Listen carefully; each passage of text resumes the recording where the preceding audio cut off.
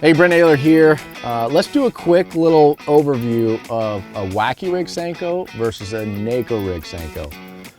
Before I dive into the two, let's quick rig up a Neko rig. This is a standard 5-inch Senko by Yamamoto, green pumpkin. This is an arc tungsten 3/32 ounce nail weight. I use a 3/32 ounce more than anything else. Sometimes I'll do a 16th, sometimes I'll do a little bit heavier. The keeper on here, it's very, has these hard ridges on it, ribbed, to keep it the actual nail weight inside the Senko. So run this through the head of the Senko and get it as straight as you possibly can, and bury that nail weight in there so you can't see it. So here is the nail weight buried into that Senko. I'm now going to take the tool for running a O-ring on here, and I'm going to run this in the middle to the front of the egg sac in that Senko. They call the egg sac where there's ribs on the top, there's kind of the ribs on the bottom, right in the middle, it's smooth. We call that the egg sac. I'm going to run the O-ring right in the middle, if not toward the head of this. Now, let's look at a traditional Wacky rig Senko. When I rig this one, I go about, I would say, 5-ish ribs down towards the tail from that egg sac. And the reason I do that is, look, if you fold this over perfectly in half, the center of that worm is toward the tail of the egg sac. It's not in the egg sac. So if I Wacky rig this right in the middle of that, it's offset and it's not centered. So I run, I just count roughly 5-7 rings toward the tail, and I just punch it right in the middle like that. And it's sideways, it's perpendicular to that worm. So that's the traditional Wacky rig. This is something that I'm gonna throw shallow water, fish are cruising, skip around docks, throw it real shallow cover. It's not something you're gonna go out and fish this in 30, 40 feet.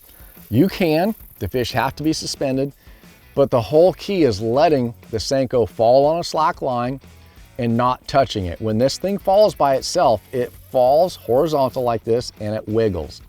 That's what the Wacky rig is designed for. That's what the Yamamoto Senko is designed for.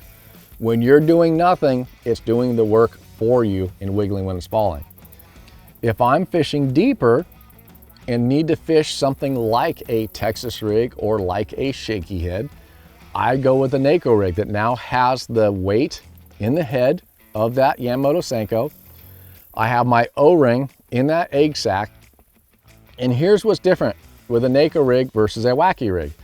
Wacky rig, I run the hook perpendicular to that bait. I take this hook, it's the weedless Stinger Wacky hook.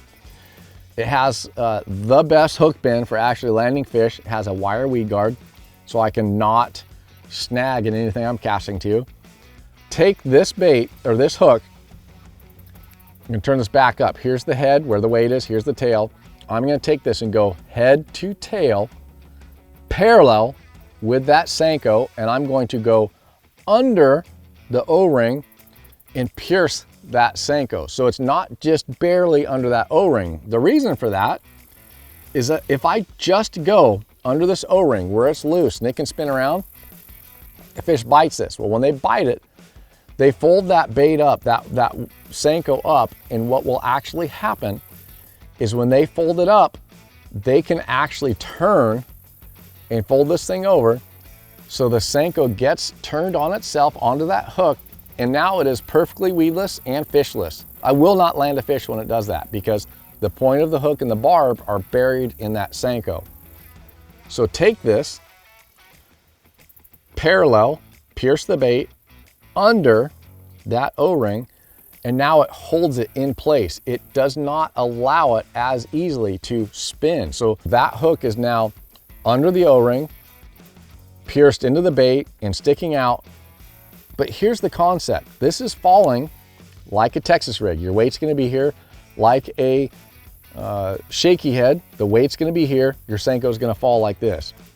Well, now when it's on the bottom, it's sitting like this on the bottom.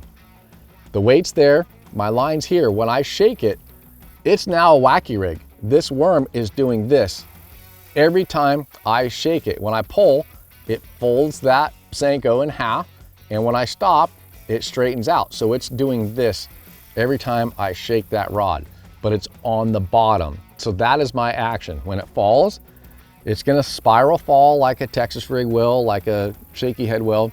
But now when it's on the bottom, instead of moving this way across the bottom and coming up and over things, it's now moving this way on the bottom and has a completely different look to it when it's on the bottom. So Wacky rig Senko, shallow, Neko rig Senko for fishing a little bit deeper.